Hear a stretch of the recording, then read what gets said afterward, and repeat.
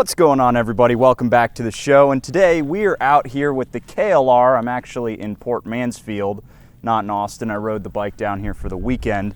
But while I was on the road, I was thinking a lot about the news that Suzuki is introducing a new naked bike, and a parallel twin one at that, and what that fate means for the old SV650. Stay tuned, it should be a good one.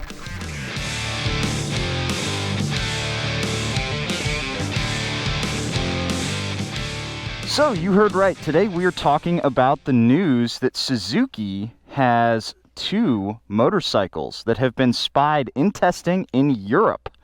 There's both a naked bike and what is looking like a new V-Strom, or I guess P-Strom, because both of these motorcycles can be seen sporting parallel twin engines. Now, there is a ton of speculation going on, guys, and I really wanted to consider what I was going to say on this one before I put it to camera, so I actually spent a good solid afternoon doing as much research as I possibly could to figure out what the heck is going on, because obviously Suzuki hasn't put out any details. So, in my research, what do we have? First of all, we've got like half a dozen shots of these motorcycles.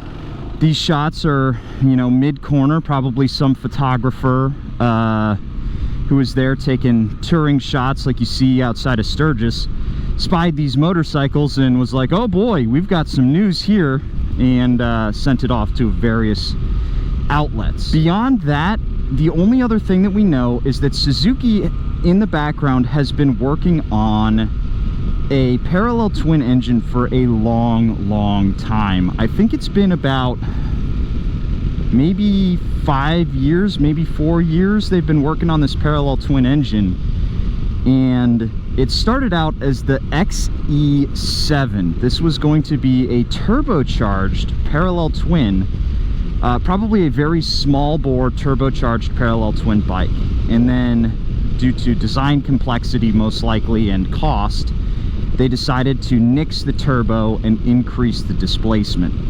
So currently the theory is that this motor is about 700 cc's. So that's a little bit of the background of what's going on at old Suzuki. Obviously they have not announced anything other than they have this parallel twin in development. They haven't announced the fate of the SV, they haven't announced the fate of the V-Strom.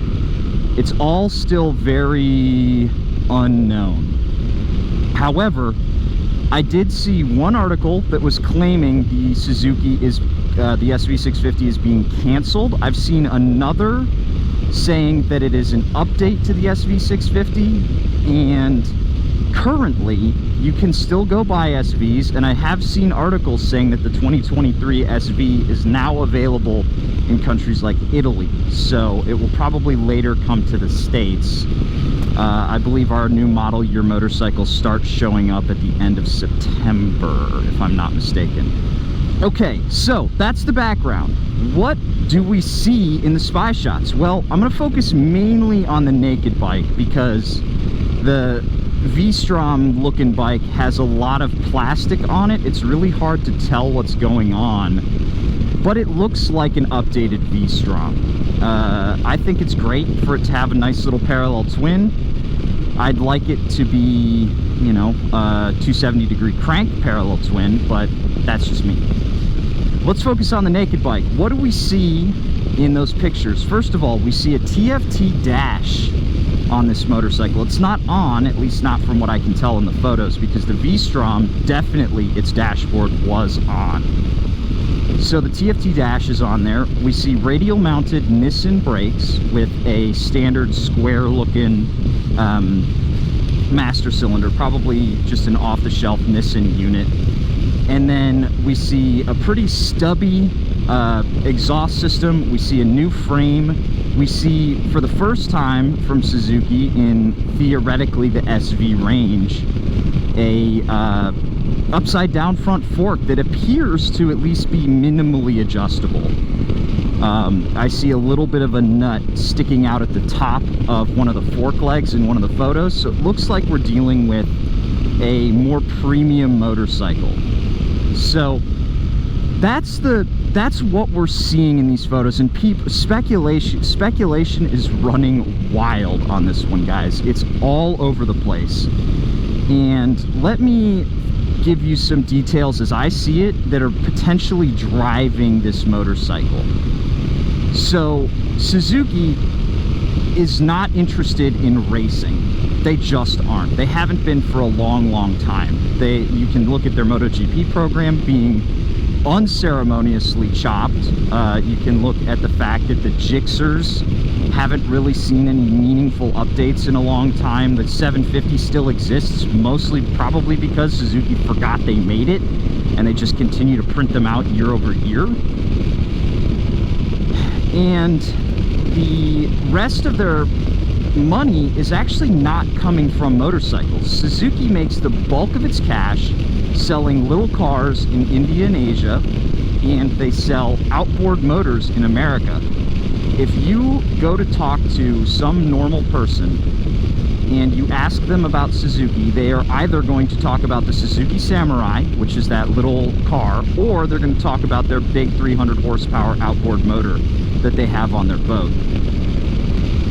That's what Suzuki's known for in America. So, with all of that being said, let me give you my take on what I think is actually going on here. I think we're looking at Suzuki copying Yamaha's homework here. So, Suzuki currently has the SV650, they have the Gixxer 750, they have the Gixxer 1000. That's three motorcycles, three different engines in two different variations. I think what we're going to see is we're going to see an MT-07 and an MT-09 coming from Suzuki. I see the bike that is on these spy shots not as an SV650 replacement, but as a GSX 750 replacement. It makes more sense in my brain for Suzuki to make a Duke 890, an MT-09 competitor. And that's why we're seeing some more premium features like that TFT dash. Sure, we are seeing TFT dashes trickle down onto cheaper models, but Suzuki is nothing if not frugal. They're going to give you the minimum that they can to get you to buy their bike. And for like a decade, it's been dashes just like this. I don't see them changing that on a new motorcycle. I don't see them suddenly offering you this amazing package, because Suzuki's the great value brand of motorcycles, much like Kawasaki in that way. Yamaha and Honda are the premiums, and Suzuki and Kawi, they're bringing up the scraps because they're the more accessible motorcycles. So I was looking at these photos, and the pipes that I was seeing coming out of the front, they seemed really beefy for a bike that's theoretically only making 70 horsepower. The pipes were very big, which makes me think they look a lot more like Duke 890 pipes, which makes me think that this is a 900-ish cc parallel twin, which we're seeing a lot of those replacing different engines because parallel twins are cheap, they're fuel efficient, and they're very easy to produce. So I'm seeing this as like the great value Duke 890 because there really isn't another option around there. It's not if you want the Duke 890, the cheaper version is the Duke 790, and if you want the Duke 790, the cheaper version is the MT-07. So I'm seeing this as probably a new, maybe 110-ish horsepower P-twin, maybe about 100. My guess is probably about 100 horsepower. Round about 800 to 850 to 900 cc, somewhere between 8 and 9. And then what I think is going to happen is after a year or two, they get all of the kinks figured out with this big bore bike, with the new frame and the new suspension and all of this stuff. Then they're going to make a little brother to this motorcycle, which they'll call whatever, the SP650 or whatever. And that will be their new MT-07 competitor. So to wrap things up here, guys, we have these new spy shots. They are of these bikes all wrapped in duct tape with new parallel twins from Suzuki. And again, my guess is we're going to see a new middleweight and a new 650 class bike. We're probably going to get two out of this, because that just seems like the more logical approach. Suzuki can remove the Gixxis 750 and the SV650 and replace them with very similar motorcycles. But I've passed the question now on to you guys. What do you think is going on with Suzuki and all of these new engines and new bikes that are coming out? Specifically, do you guys think that I'm onto something with this 890 competitor shtick and then maybe a smaller MT-07 a little bit later on? I'm definitely going to keep my eye on this one, because this is a developing thing, and it's always cool when we get new motorcycles out. This is going to be an all-new bike, and I'm super excited to check it out when it does launch. I'd sure love to give that P-Strom a try when it eventually comes out too, because I'm all for the adventure bike space, and the V-Strom is a great option for somebody who's looking to do more touring than off-road riding. It's also, I will admit that for the touring dude, the V-Strom way better than the KLR 650. Now guys, before I sign off here, I did want to let you know just here at the end that I have started up a Patreon account. I will leave the link down below. This is entirely to allow me to build the channel. Everything that I'm getting there is going to go right back into the channel. It's going to allow me to keep working on this full time. You are under no obligations to check it out. If you are in a giving mood, it is there. Otherwise, you just watching this video is more than enough for me. However, I do encourage you to go look, because I spent a lot of time writing these little blurbs that are funny for the tiers, and I had one of the guys from the old Discord server, Magic Toaster, help me out make these really funny deep fakes for it.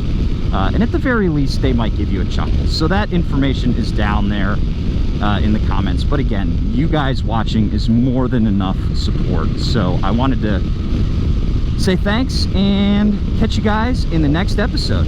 See you later.